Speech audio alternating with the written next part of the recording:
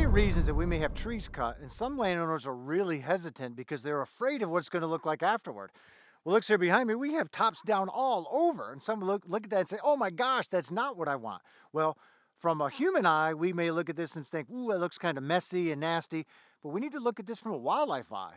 A deer will look at this and be like, perfect. I have lots of places to hide. There's going to be a flush of vegetation. Turkeys are going to nest here. From a wildlife standpoint, this is extremely valuable. Now, we don't always need to cut everything. This particular cut that we have here had advanced regeneration of oak seedlings underneath.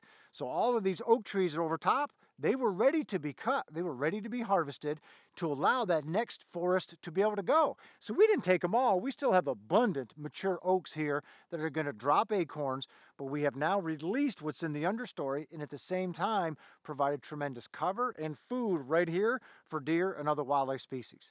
Now, some people will take a look at this and ask, like, hey, should I have dozer pile all these tops up? Should I have these all removed from the site? Should we have a chipper come in and just chip them all up? What I say is, hey, I want the tops left where they are, and I absolutely do not want them piled up. If you start piling them up, you end up with a bunch of mud and dirt in there, which then provide great houses for raccoons, possums, skunks, coyotes, and other predators. Not that it's wrong to have those things, but I'm not trying to encourage more of those on our property. So I don't want this stuff piled up. Also, if we leave it spread out, this will help protect new seedlings that are coming up from being browsed by deer, especially if you have high deer populations.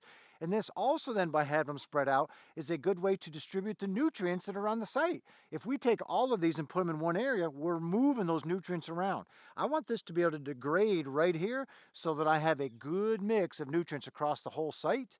And lastly, one of the most important components we can have of wildlife habitat is downed wood.